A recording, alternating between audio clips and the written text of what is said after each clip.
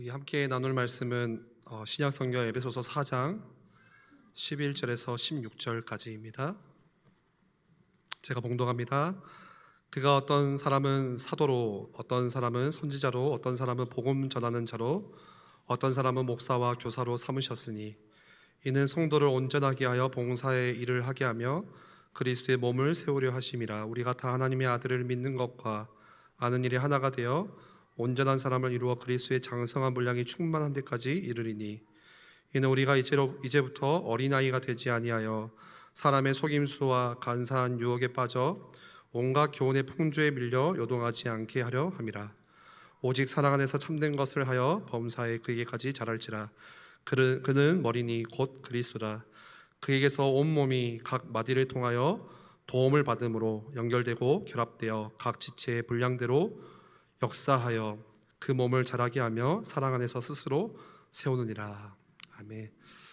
우리 좌우 옆에 있는 성도님들 바라보시면서 우리 웃으시면서 한번 인사하면 좋겠습니다. 우리는 그리스도의 몸된 공동체입니다. 네. 원래 주보에는 오늘 박광주 목사님 수요 예배 설교 차례신데요. 제가 지난 3부 때 다 마무리를 못 해가지고 선 것은 아니고 다음 주에 광고가 나오겠지만 다음 주 월, 화, 수 이렇게 해서 이번에 새롭게 이게 우리 하나된 교단 신학 교육이 우리 모든 목사님들 남자 교육자들이 다 참석을 합니다. 그래서 이제 오후에까지 계속 교육 세미나가 있다 보니까 제가 이제 그 차례가 하기가 어렵고, 근데 유일하게 박광종 목사님은 안 가셔도 되더라고요. 이제 참 능력이 좋으시죠. 그래서 박광종 목사님이 다음 주에 수요 예배 말씀을 전하십니다. 그래서 저는 잘 됐다. 좀 더 말씀을 같이 나누고 마무리를 해야겠다라는 생각을 했는데 결코 여러분 길진 않을 겁니다. 충분히 그때 했기 때문에. 그럼에도 길면 이제 제가 좀 문제가 있는 거죠. 우리 함께 나눴던 3부 말씀의 핵심은 다른 게 아니고 교회는 그리스도의 몸된 공동체다. 우리가 교회를 올바르게 이해하는 것이 그겁니다. 그래서 그리스도의 몸된 공동체를 세워가는 핵심 단어는 함께라는 거예요. 함께. 단순히 그냥 특정한 어떤 한 사람, 몇 사람을 통해서 교회가 세워지는 것이 아니고 성경이 우리에게 말씀해 주시는 이 원리는 함께 그리스도의 몸된 교회를 세워가는 것이다. 그래서 우리를 각 지체로 부르셨다는 것이죠. 그래서 우리가 그렇게 생각할 수 있어요. 당연히 목사가 교회를 세워가는 것이지, 목사가 앞에서 얼마나 설교를 잘하고 사역을 잘 띠고 성품이 좋느냐에 따라서 물론 그게 교회 성장에 큰 역할을 할 것입니다. 영향이 있겠죠. 좌지우지하겠죠. 그러나 진짜로 성경이 말씀해 주는 공동체라고 하는 것은 단순히 목사 한 사람이 아니고 함께 우리 모두가 함께 세워가는 거예요. 물론 이제 그런 교회들도 있어요. 막 목회를 개척을 시작한 교회는 함께 할 수 있는 성도가 없어요.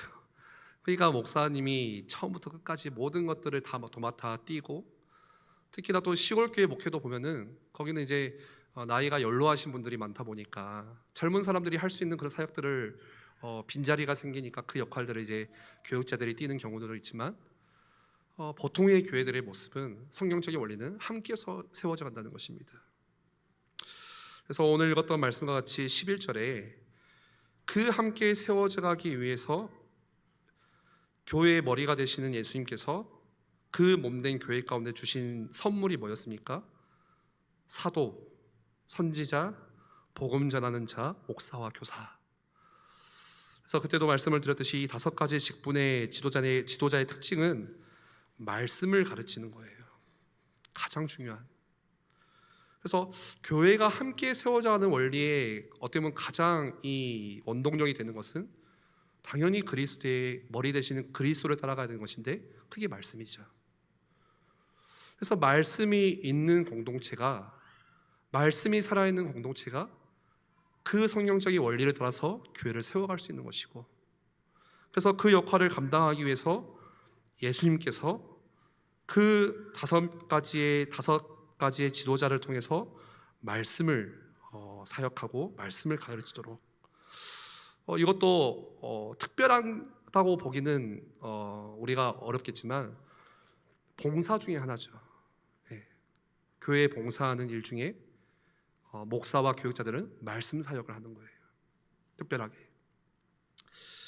그래서 우리 사도행전 우리 6장에도 보시면요, 지난번에도 수예배 때도 그 말씀을 나눴는데 헬라파 과부와 또 이 히브리파 과부의 충돌이 있었습니다. 그때 그 충돌의 원인을 어떻게 해석했죠? 그 성도들과 사도들이 이러한 구제하는 사역 가운데 지금 서로 원망이 생기고, 지금 이 교회가 정말 성령의 충만한 가운데 세워진 교회임에도 불구하고 서로 갈라지고 분파가 생기는 것은 그냥 어떤 행정적인 실수로만 치부하지 않고 사도로서 마땅히 마태복음 28장에 분부한 모든 것을 가르쳐 지키게 하라 하신 그 예수님의 말씀과 같이 사도들이 그 일을 소홀히 했기 때문에 교회에 문제가 왔죠. 그래서 참 우리가 영적으로 바라본다면 교회의 모든 문제의 시작은 말씀이 없는 곳에서 시작하는 거예요. 반드시 그렇습니다. 그래서 한번 우리 성도님들이 이렇게 적용을 해보셔야 돼요. 지금 내가 하는 이 모임에 혹은 구역에, 또 우리 교회 안에도 여러 많은 우리 모임들과 기관들이 있잖아요. 혹시 지금 이런 갈등과 뭔가에 좀 삐그덕거리는 것들이 생겨나는 이유가 뭘까라고 했을 때, 보통은 똑똑한 사람들은 이게 문제고 저게 문제고 이게 지금 행정적으로 옳지 않고 라고 하지만, 우리가 영적으로 바라본다면 그 속에는 말씀이 부재하고 있지 않을까. 그래서 모든 모임에는 사실 말씀이 주가 되는 것이고 말씀 안에서 모임이 진행돼야 되는 것이고, 그래서 사도행전 6장 4절에도 사도들이 뭐라고 했습니까? 우리가 오로지 기도하는 일과 말씀 사역에 우리가 전무하겠다. 지금 교회 안에 이런 갈등과 문제가 오는 이유가 사도에게 예수께서 분부하여 가르쳐 지키게 하라 하신 그것들을 소홀히 여기고 구제 사역이 중요하지 않다는 이야기가 절대 아닙니다. 더 중요한 교회의 가장 큰 사역은 말씀 사역인데 그게 소홀해지다 보니까 아무리 좋은 사역이 그것을 빈자리를 메운다 해도 그거는 온전하지가 않은 거예요. 그래서 7 지사를 세우죠. 지혜와 성령이 충만한 칭찬받는 그 7 사람을 통해서 그 사역들을 심부름하게 합니다. 그게 성령적인 원리예요. 그러면서 12절 말씀에 보면은 그렇게 말씀 사역을 통해서 뭐를 하게 하십니까? 그 목적은 성도를 온전하게 하여서 봉사의 일을 하게 하며 그리스도의 몸을 세우려 한다라는 것입니다. 여기서 말씀하는 봉사의 일이라는 것은 말 그대로 교회의 모든 봉사를 말해요. 여러분, 교회 안에 우리가 특별히 영적인 사역이 있고 특별히 영적인 사역이 아닌 일이 있습니까? 나는 사역자니까, 나는 구역 인도자니까 나는 영적인 사역을 하는 것이고 교회 청소하는 것은 영적인 사역이 아니다, 그렇게 해석할 수 없어요. 모든 것이 다 봉사예요. 그리스도의 몸된 교회를 세워가는 일이에요. 우리는 알 수 없지만 보이지 않게 지금도 헌신과 수호 가운데 각자의 자리에서 그 교회를 세워가는 그 역할들이 다 있는 거예요. 그래서 그 성도로 하여금 온전하게 하여 봉사의 일, 각 직분대로, 또 각자의 그 직분에 맞는 직무대로, 또 우리 각자에 주신 그 성령의 은사를 가지고 교회를 함께 세워가는, 그리스도의 몸을 세워가는 것이 목적입니다. 그러면서 13절에 그 방법이 뭐죠? 우리가 다 하나님의 아들을 믿는 것과 아는 일이 하나가 되어 온전한 사람을 이루어 그리스도의 장성한 분량이 충만하기까지 이르게 하는 것. 믿는 것과 아는 일에 하나가 되어 온전함을 이루라. 그게 우리가 그리스도의 몸된 교회를 세워가는 가장 중요한 방법이라는 거예요. 말씀을 통해서. 그리스도를 믿는 것이 뭡니까? 우리는 다 믿습니다라고 하죠. 이 믿는다는 것은 그냥 개인적인 믿음을 말하는 것이 아니고 공동체의 믿음, 올바른 하나님의 말씀 가운데서 올바른 교리 안에서 함께 그 믿음을 고백하는 것, 신앙의 고백들, 그것과 함께 아는 일이 하나가 된다. 이 안다는 것은요, 내가 들어서, 내가 훈련을 받아서 아는 것, 물론 우리가 그런 말씀을 읽고 말씀 공부를 하고 그런 지식적인 알미 분명히 있겠죠. 또 말씀을 듣다가도. 그렇지만 여기서 안다는 것은요, 어떻게 보면 관계적인 측면, 경험의 의미예요. 여러분, 내가 하나님 말씀을 알아요. 이번 주에 들었던 말씀을 알아요. 근데 그 말씀을 그냥 지식적으로 아는 것과 그거를 경험적으로 아는 것은요, 너무 큰 차이입니다. 우리의 신앙이 어디서 나오냐면요, 경험적으로 아는 것에부터 우리 진짜 신앙이 나오는 거예요. 내가 머리로 이해하고 100번 1000번 안다고 하지만 내가 그 하나님 말씀을 경험해보지 않은 삶은요, 문제 가운데 흔들릴 수밖에 없어요. 요동칠 수밖에 없어요. 그래서 우리가 하나님의 말씀을 진짜 몸소 경험하는, 그게 산 지식이 되는 거. 그런데 그 방법이 뭔지 아십니까? 그게 바로 고통이에요. 하나님은 고통과 고난을 통해서 내가 지식으로만 알았던 그 말씀이 진짜 나의 경험으로서 그리스도를 만나게 하시고, 인격적으로 그 말씀이 진짜 깨닫게 하시고, 그래서 언제나 고통과 고난과 문제는 하나님을 경험할 수 있는 우리를 기도의 자리로 이끌어주는 축복입니다. 그러면서 14절에 그 이유가 뭡니까? 이는 어린아이와 같이 라고 말하죠. 우리 성경에 보면은 어린아이, 우리 지난 마가복음 말씀에도 어린아이와 같은 믿음, 어린아이가 굉장히 많이 등장하는데 여기서는 부정적인 의미라는 것을 우리가 볼 수 있어요. 어린아이가 되지 아니하여, 그리스도 하나님의 아들을 믿는 것과 아는 일이 하나가 되지 않고 온전하지 않으니까 하나님은 늘 이거를 우리 가운데 요구하세요. 매일매일 요구하세요. 그 온전함을, 그리스도의 장성한 분량에 충만하기를 지금도 우리에게 요구하세요, 하나님은. 그런데 그게 되지 않으니까 어떤 일이 일어납니까? 어린아이가 되어서, 어린아이가 갖는 특징은 뭐예요? 분별력이 없는 거잖아요. 그렇죠? 그냥 나 중심성으로 그게 참인지 거짓인지 몰라요. 무엇이 옳은지 그른지 구별할 줄 몰라요. 그냥 내가 좋으면 좋은 거예요. 그게 어린아이의 신앙의 특징이에요. 그러니까 나 중심으로 교회가 돌아가야 되고, 나 중심으로 목사님이 말씀을 전해줘야 되는 것이고, 모든 것이 다 나 중심으로 맞춰져 있는 거예요. 분별력이 없는 어린아이. 제가 아들 둘을 키우는데 5살, 3살 분별력이 없어요. 뭐 저도 분별력이 없고 셋이 분별력이 없으니까 미치겠어요. 이게 누가 옳은지 누가 그른지 가끔 저도 헷갈리더라고요. 아이들과 같이 하다 보면. 근데 이 아들들 키우니까 이제 막 말 좀 한다고 얼마나 고집을 피우던지. 야, 이스라엘이다, 딱 제가 그러거든요. 이스라엘이다. 그냥 자기 생각에 그냥 다 필요 없어요. 그냥 저녁이고 아침이고 상관없이 그냥 내가 지금 이거 하고 싶으면 빨리 해야 되는 거예요. 물론 설득하죠. 훈계도 하죠. 좀 이렇게 훈계하면 말도 듣죠. 하지만 또 다시 다음 날이 되면 또 새로워지고, 날마다 그게 살아나요, 어린아이가. 그럴 때죠. 예, 수요일에는 참 편합니다. 이게 뭔가 이게 티키타카가 되는 것 같아요. 그러다 보니까 어떻게 됩니까? 그 14절 뒤에 나와 있듯이 사람의 속임수와 간사한 유혹에 빠지는 거예요. 뿐만 아니라 온갖 교훈의 풍조에 밀려. 우리가 교훈이라고 하는 단어는 어떻게 보면 좀 이렇게 긍정적인 의미를 갖는 것 같지만, 온갖 교훈의 풍조, 뭘 의미할까요? 우리가 세상 살다 보면 진짜 이거 참이다, 이거 옳다, 정말 이걸 바르다. 근데 그걸 어떤 기준을 가지고 우리 보통 생각하죠? 그게 진짜 하나님 말씀에 믿는 것과 아는 것에서 나오는 분별인가요?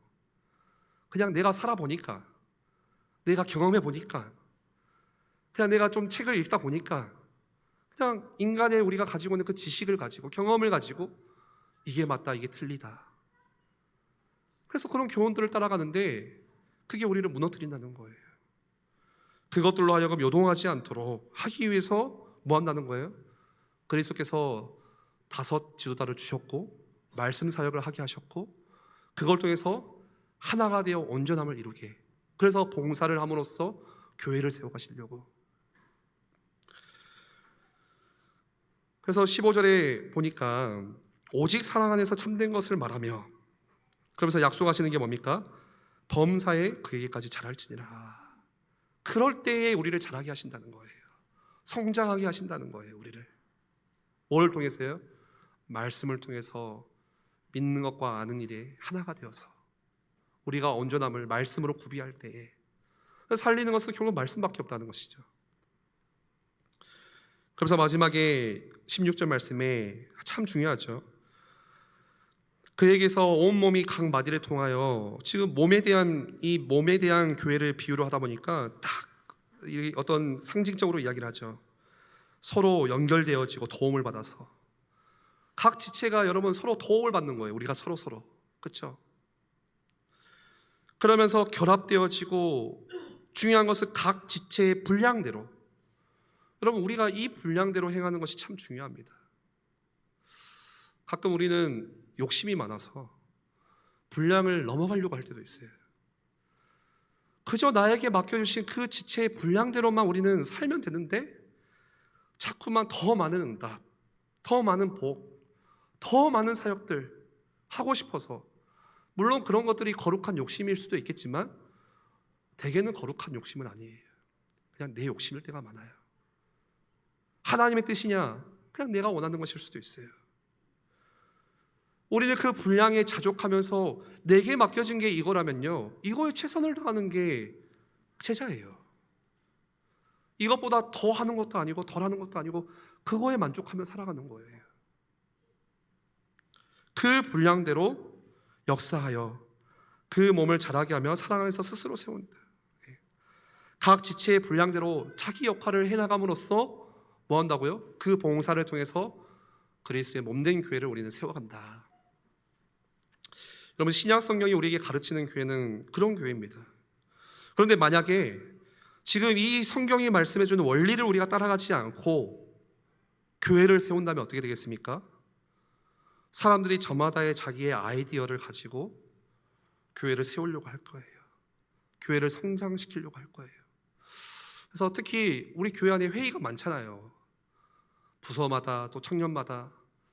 참 회의할 때마다 어떤 분은 그래요. 회의할 때는 싸워도 돼. 회의는 회의답게 해야지. 저는 그렇게 생각하진 않아요. 교회잖아요. 회사가 아니잖아요. 회의할 때는 우리가 회사가 됩니까? 회의할 때는 우리가 조직이 되는 거예요? 아니잖아요. 그러면 뭐가 중요합니까? 내 아이디어도 중요하지만 자기의 아이디어만 가지고 우리가 교회를 세우는 것이 아니고 각자의 받은 분량대로, 은사대로 우리가 어떻게 그 말씀을 가지고 함께 이것들을 인도받을 것인가. 사실 그 고민이 너무너무 중요한 거예요. 교회를 올바르게 이해하는 데에서부터 회의도 시작해야 되는 거예요. 그렇지 않으면 어떤 일들이 일어나겠어요? 예를 들어서 그런 말을 할 수 있겠죠. 내가 밖에서 회사를 성장시켜 보니까 그 경험 가지고 내가 교회에서도 이렇게 하면 돼 라고 생각하는 거예요. 그리고 그게 안 되면은 뭐라고 합니까? 뭔가 교회는 답답해. 밖에 사회에서는 이렇게 하면 되는데 뭔가 교회는 더뎌. 뭔가 이렇게 진행이 안 돼. 여러분, 이런 상식적이고 합리적인 그런 이해들이 교회 안에 계속 생겨나는 거예요. 여러분, 상식적이고 합리적인 게 좋은 거죠. 그렇지만 그게 불신앙이 됩니다. 예를 들어 볼게요. 이스라엘 백성이 홍해 앞에 섰을 때 모든 이스라엘 백성들이 했던 말들이 다 상식적이었어요. 애굽으로 돌아가자. 저라도 그렇게 했을 것 같아요. 지도자를 세우자. 모세는 안 되겠다. 우리가 다시 바로에게 돌아가자. 모든 말들이 다 하나같이 상식적이었어요. 합리적이었어요. 그런데 그게 결국은 뭐였습니까? 거기는 하나님이 계시지 않고 하나님을 바라보지 않는 불신앙이었어요. 그거는. 그렇게 되면 어떻게 됩니까? 그렇게 세워지는 것은 그리스도의 몸이 아니라 그저 세상의 무수한 조직 중에 하나와 같은 조직이 되는 거예요. 교회가 아니에요. 그리고 거기서는 몸의 지체인 성도 한 사람 한 사람의 정말 성숙된 신앙적인 그 성숙이 기대하기는 참 어렵겠죠. 그리고 그뿐만이 아니라 거기서는 그런 교회는 사회에서 능력을 검증받은 사람들이 득세하는 교회가 되고 그런 사람들이 교회의 실권을 쥐는 교회가 될 것입니다. 교회의 머리이신 그리스도께 주목하지 않고 그러면 사람에게 주목할 수밖에 됐어요. 그럼 교회가 병들어 갑니다. 그리고 뿐만 아니라 그런 교회 안에서는 관계는 우리가 인간적으로는 조금 친해질 수 있지만 그거는 깊이 있는 정말 형제의 친함이 아니고 그냥 거달기 쉽게 접근에 머무를 때가 많아요. 그거를 피상성이라고 하죠. 깊이 있는 관계가 아니라 그냥 두루뭉술하게 그냥 겉으로만 관계를 맺는 거예요. 그런 교회는 서로를 안다고 하지만 굳이 내가 깊이 있게 저 사람을 알려고 이해하지 않아요. 관심이 없어요. 교회의 올바른 이해가 무너졌기 때문에, 믿는 것과 아는 것이 온전함을 이루지 않기 때문에. 여러분, 그런 방식으로서의 교회는 물론 외형적으로는 커져갈 수 있어요. 수적인 부흥은 있을 수 있어요. 그런 모습들을 우리 많이 보잖아요. 실제로 메가처치라고 하죠. 그냥 대형 교회를 넘어서 엄청 큰 교회들, 그런 교회들의 많은 사람들, 뭐 정확하게라고는 말할 수 없지만, 저도 알 수 없지만 대부분이 미자립인 경우들이 참 많아요. 그저 마당만 밟고 가는 신앙에 머무를 때가 많아요. 관계가 없어요. 누가 나를 주는 것도 싫고, 그냥 혼자 와서 그냥 예배 드리고 그냥 빨리 가고 싶고, 축도 때 다 나가버려요. 그거는 교회가 아니죠. 그런데 그것은 교회가 그리스도의 몸으로서 그리스도의 장성한 분량의 충만에까지 이르는 성장이라고 볼 수 없어요. 그래서 저번에도 드렸지만 한 가지 질문을 드립니다. 여러분들은 나는 왜 교회 교인이세요? 주일에 점심 식사가 맛있어서 교회 교인이세요? 혹은 교회 안에 흥미로운 프로그램이 있어서, 어떤 교회 보니까 주중에 돌아가는 프로그램이 50개라고 하더라고요. 이거 막 성도들이 막 이웃 사람들도 막 찾아오는 거예요. 혹은 편리하고 안락한 건물과 시설 때문에 없다는 것을 우리는 알잖아요. 그러면 어떤 분들은 그렇게 말할 수 있어요. 복음의 말씀을 듣기 위해서, 영적으로 내가 성장하기 원해서. 이런 대답이 더러 있을 수도 있겠죠. 그러나 죄송하지만 정답은 없습니다. 나의 영적인 성장을 위해서, 또는 복음의 말씀을 들을 수 있어서라고 대답한다 할지라도, 이러한 것들이 아무리 영적인 것이라 할지라도 그게 나의 지극히 개인주의적인 나의 필요와 욕구에서 애일교회의 교인이 되는 것일 수 있어요. 무슨 말인지 아시겠죠? 내가 은혜 받기 위해서, 내가 영적으로 성장하기 위해서, 내가 정말로 말씀을 통해서 내가 나의 필요를 채우기 위해서. 그런데 그게 내 중심성일 수 있다는 거예요. 그러다가 목사가 바뀌면 떠날 수도 있겠죠. 강사가 바뀌면 떠날 수 있겠죠. 여러분, 내가 아무리 원하는 영적인 욕구라고 할지라도 그것이 개인주의적인 나의 필요를 충족시키는 것으로 이해를 하고 있다면 그것은 합당한 것이 아니라고 말하는 것입니다. 왜냐하면 지체인 우리 각자 각자 한 사람은 몸의 지체잖아요. 그 공동체 몸의 성장 안에서만 생존할 수 있고 건강할 수 있기 때문에, 처음부터 우리를 그런 존재로 창조하셨기 때문에 사실은 어떤 이유가 있는 게 아니에요. 그래서 제가 산부 예배 서론 때 그 질문을 드렸잖아요. 왜 가족에 남아 계시니까? 그 질문이 황당하죠. 가족이니까, 마찬가지예요. 공동체니까, 교회이니까. 하나님의 방법은 그 공동체 안에 있기 때문에. 그러니까 예를 들어서 물과 물고기의 관계를 생각해 보시면 쉽죠. 물고기가 물을 떠나면 죽잖아요. 우리가 교회 공동체라고 이해한다면 그건 물인 거예요. 떨어지면 죽는 거예요. 그냥 뗄래야 뗄 수 없는 관계예요. 결국 우리를 저 천성까지 우리를 끝까지 인도하는 것은 그 공동체뿐이에요.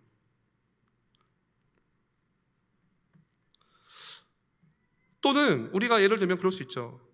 내 안에 있는 어떤 장기가, 지체가 탈출해버렸어요. 나는 이 몸이 싫다고 하고 떠나버렸어요. 그럼 어떻게 됩니까? 죽는 거예요, 사실 그거는.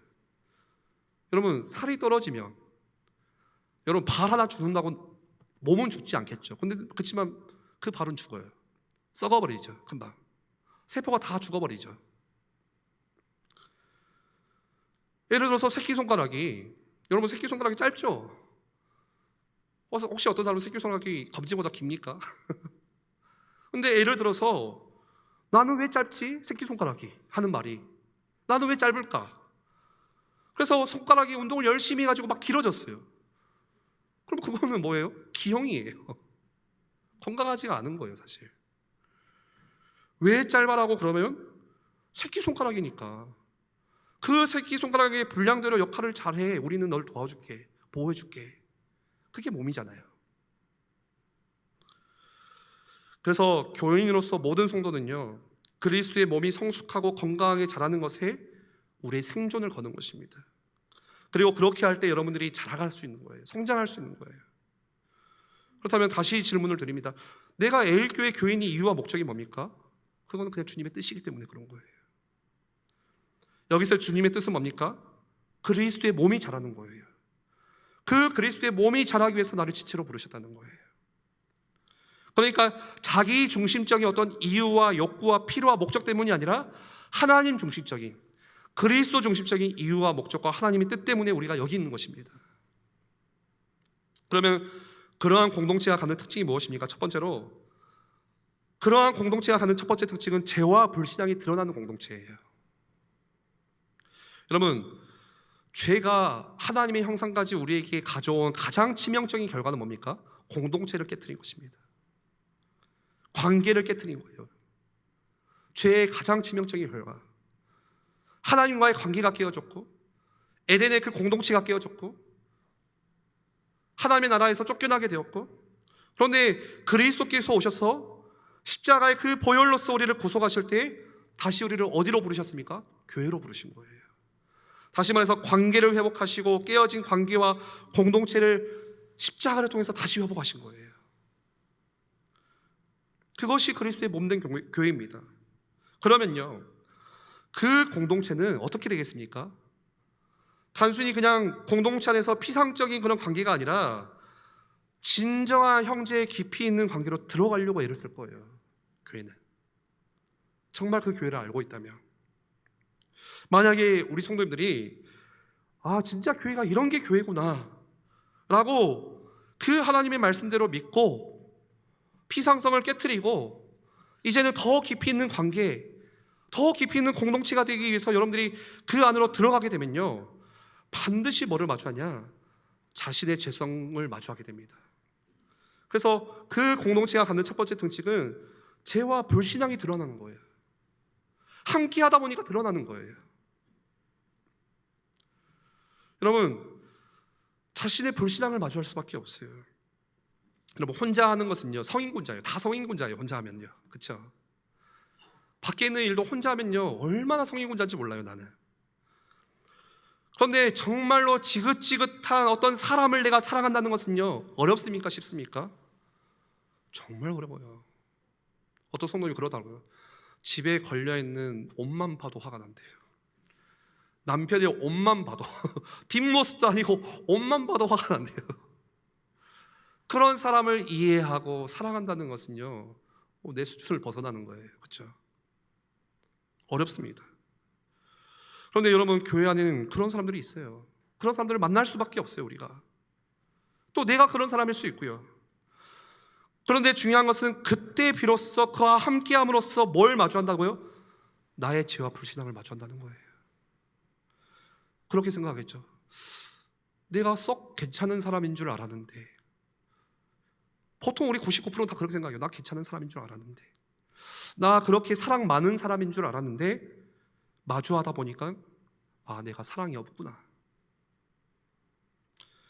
사랑 많은 사람이 아니고 그저 교회 안에서 내가 나하고 죽이 맞는 사람하고만 그냥 내가 놀았던 것이구나. 그러니까 사람이 좋아 보이는 거예요. 맞는 사람하고만 있으니까. 나에게 도움되고 나에게 잘해주는 사람하고만 교회에서 관계를 맺고 무리를 짓다 보니까 거기서는 모두가 성인군자가 되는 거예요. 서로 아니까요. 그런데 깊이 있는 관계, 깊이 있는 공동체로 들어가니까 깨닫는 거예요. 내가 이렇게 사랑이 없는 존재구나. 나의 죄와 불신앙을 보는 거예요. 그리고 하나님께 엎드리겠죠. 제가 한 가지를 고백하면요, 제가 목회를 하면서 가장 많이 한 기도가 뭔지 아세요? 이 기도예요. 하나님, 사랑할 수 있게 해달라고. 영혼 사랑하는 마음이 내 마음대로 안 되더라고요. 하나님을 사랑한다고 하는데 영혼 사랑하는 마음이 없어요. 우리는 말씀을 통해서 은혜 받았다고 하는데 이웃을 사랑하지가 않아요. 이게 미치겠는 거예요. 내가 사랑한다고 해서 사랑되는 게 아니잖아요. 그러니까 하나님께 구할 수밖에 없는 거예요. 하나님, 저 영혼 사랑할 수 있는 마음 들어. 저는 착각했습니다. 이성현이 굉장히 괜찮은 사람인 줄 알았어요. 착한 사람인 줄 알았어요. 인정받고 사랑받는 사람인 줄 알았어요. 사랑을 베풀 줄 아는 사람인 줄 알았어요. 그런데 사랑하기가 힘들더라고요. 이렇게 사랑할 수 없는 존재라는 걸 내가 몰랐어요. 그러니까 제 죄를 본 거죠. 여러분, 우리의 자기 중심성이라는 것은 이기적인 거예요. 그건 죄성의 본질입니다. 그래서 당연한 거예요. 나하고 편한 사람하고만 그냥 보고 싶은 건 당연한 거예요. 교회에서 굳이 내가 저 6일간 직장에서도 보기 싫은 사람하고 함께 했는데 내가 교회에서 굳이 나하고 맞지 않는 사람하고 왜 내가 함께 해야 돼요? 그게 우리가 얼마나 중심성이라는 것을 보여주는 거잖아요. 근데 그 사람과 함께 할 때 뭐가 보여요? 저 사람의 죄가 아니고 나의 죄가 보이는 거예요. 나의 불신앙이 보이는 거예요. 교회는 뭐라고 합니까? 몸의 지체라고 하잖아요. 그래서 우리가 해야 될 건 뭡니까? 날마다 그리스도의 능력으로 죄성을 죽이셔야 되고, 저 사랑하기 힘든 형제를 사랑하기 위해서, 이웃을 사랑하기 위해서, 성도를 사랑하기 위해서 자기를 부인하는 영적인 씨름을 매일매일 감당해야 됩니다. 이런 여정을 지나는 가운데 그리스도의 몸은 자라갈 것이고 그 안에서 우리도 건강하게 빚어지는 것입니다. 두 번째로, 그러한 공동체가 갖는 특징은 말씀에 의존할 수밖에 없는 공동체라는 거예요. 여러분, 이렇게 교회가 그리스도의 몸으로 자라가려면 반드시 뭐가 필요합니까? 반드시 말씀을 의존할 수밖에 없어요. 그게 아니면 불가능하기 때문에. 그래서 말씀에 의존하라고 목사와 교사를 주신 거란 말이에요. 11절에 말씀했던 것처럼. 그러면 여러분, 목사와 교사, 물론 여기서 해당 안 되는 성도도 있겠지만 뭐 해야 됩니까? 어떻게 해야 됩니까? 최선을 다해서 할 것은 딱 하나예요. 말씀을 준비하셔야 돼요. 말씀을 묵상하고 말씀을 연구하고 죽을 때까지 제대로 이 말씀을 교인들에게, 성도들에게 먹이기 위해서, 내가 맡은 학생들에게 먹이기 위해서, 내 자녀들에게 먹이기 위해서 애를 써야 됩니다. 죄송한 말이지만 주일학교 교사로 섬기시는데 토요일날 밤 늦게까지 전혀 말씀에 대한 묵상 없이 아침에 눈 딱 떠서 오면 늦었다, 빨리 가야지, 어떤 묵상 할까? 그게 저였거든요. 막 쥐어짜는 거예요. 그때는 이제 애들하고 뭔 이야기 해야 될까 막 두렵고. 여러분, 그거는 우리가 봉사하는 일에 뭔가를 놓치고 있는 거죠. 믿음의 참된 교리, 복음의 말씀을 정확하고 바르게 전하고 가르침으로써 정말로 지체의 성도들을 온전하게 구비시키는 일을 감당해야 되는 것입니다. 그럼 반대로 교인들은 어떻게 해야 되죠? 그 말씀을 정말로 그 말씀 가지고 건강해져야겠죠. 건강해지셔야 돼요. 하나님의 아들을 믿는 것과 아는 일에서 하나가 되도록 더욱더 말씀에 의존함으로써 날마다 성장하여 살아가야 됩니다. 여러분, 이 말은 성도가 목사에게 의존하는 교회가 되라는 말이 아니에요. 말씀에 의존하시라는 거예요.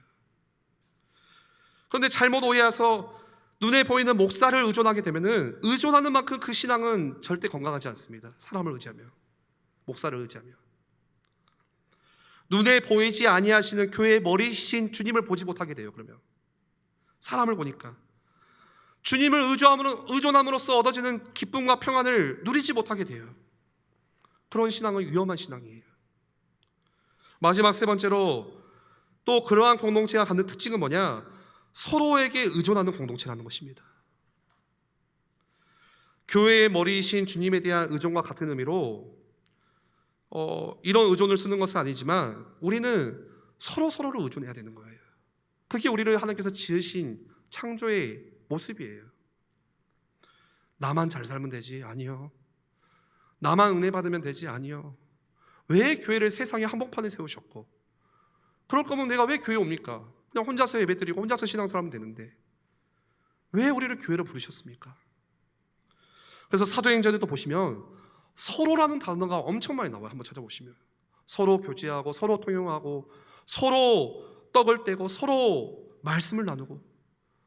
여러분, 사랑은 혼자 할 수 있는 게 아니에요. 어떻게 합니까? 대상이 있어야 되는 거예요. 서로 하는 거예요. 서로. 하나님은 사랑이시지만 혼자 사랑하실 수 없어요. 그래서 우리를 창조하신 거예요. 사랑하시기 위해서. 여러분, 내가 사랑하려고 하면 대상이 있어야 돼요. 그 대상은 누구예요? 여기 계신 우리 모두가 대상이에요. 그렇죠? 한 몸이니까. 예를 들어서 부부 사이에 독자적으로 생각하고 독자적으로 행동한다면 그거는 망하는 거예요. 부부는 서로 함께 사랑해야 될 대상이라는 거죠. 여러분, 몸의 지체도 마찬가지예요. 예를 들어서 내 팔이 상처를 입었어요. 그러면은 그 서로 몸들이 어떻게 합니까? 지체가 이 팔이 하지 못하는 일을 대신하기 위해서 보호도 해주고, 왼팔이 해야 되는 일을 오른팔이 하기도 하고요. 그렇죠? 다리를 다쳤습니다. 내가 왜 다리를 절뚝이죠? 이 몸이 지탱하는 이 무게를 같이 지탱하기 위해서 그거를 같이 나누는 거예요. 교회는 그런 원리예요. 그럼 이렇게 생각해 볼 수 있겠죠.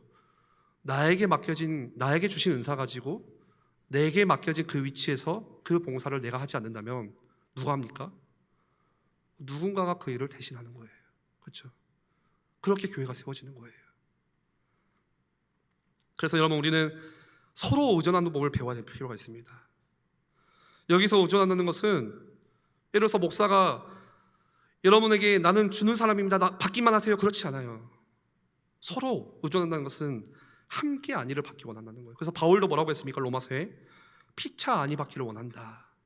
말씀을 전하고 중요한 교회를 세우는 사역들을 함께 감당했지만 함께 받았다는 거예요. 바울 또한 그 사랑을 서로 함께 나눴다는 거예요. 그리고 어떻게 서로에게 의존하는 법을 배우는가 하면, 나를 통해서 저 사람이 하나님의 아들을 믿는 것과 안에서 자라나는 역사가 있도록 내 인생을 쓰시는 거예요. 하나님이 내가 뭐라고요? 그 역할을 하는 거예요. 누군가를 통해서. 그래서 목사 혼자 하라는 게 아니고 우리 모두가 함께, 그래서 말씀 안에서 할 수 있도록 그 일에 최선을 다해야 되는 것이고, 목사들은, 그리고 모든 성도들은 그 말씀에 구비되어서 각자 받은 은사와 분량대로 봉사에 최선을 다하며 그리스도의 몸된 교회를 세워가는 것입니다. 말씀을 정리하면요, 여러분, 우리가 에일교회를 사랑해야 하는 이유는 뭔가 하면, 내가 원하는 조건이 만족되었기 때문이 아닙니다. 내가 원하는 필요를 이 에일교회가 채워줬기 때문이 아니고, 이 교회에 와보니까 내 수준하고 비슷하고 내 성향하고 비슷해서 편하게 어울릴 사람이 많아서가 아니에요. 우리가 교회를 사랑하는 이유는 뭡니까? 하나님 때문이에요. 하나님 때문이에요. 그리스도를 내가 사랑하기 때문에, 하나님을 사랑하기 때문에 교회를 사랑하는 거예요. 하나님이 그리스도 안에서 우리를 여기로 부르셨기 때문에 우리는 교회를 사랑하는 거예요. 그리고 서로를 사랑하는 것입니다. 이게 교회예요. 그래서 저는 우리 교회가 오늘 말씀과 같이 정말 그리스도의 몸으로 자라는 것을 보고 싶습니다. 우리 모두가 보기 원하죠. 그래서 그 은혜를 구하며 또 우리가 함께 기도하며 나아가기를 간절히 소원합니다. 우리 한번 같이 기도하겠습니다. 한번 기도할 때에 우리가 교회에 대한 올바른 이해 안에서 시작할 수 있도록, 말씀 안에서 그리스도를 믿는 것과 아는 일이 우리 교회가 하나가 되어 온전함을 이루고, 또 날마다 그리스도의 분량에 충만하기를 힘쓰는 교회 될 수 있도록, 그래서 정말로 하나님이 세우신 공동체, 하나님의 나라가 어떠한지 우리 에일교회를 볼 때 믿지 않는 사람들이 하나님이 살아계신다면 하나님의 나라는 저렇겠구나 라고 보여줄 수 있는 그 초대교회 응답이 우리 지체 안에서, 우리 구역 안에서, 성도 안에서, 우리 자녀들 안에서, 가정 안에서 회복되어지는 은혜를 허락해달라고 우리 한번 같이 기도하겠습니다.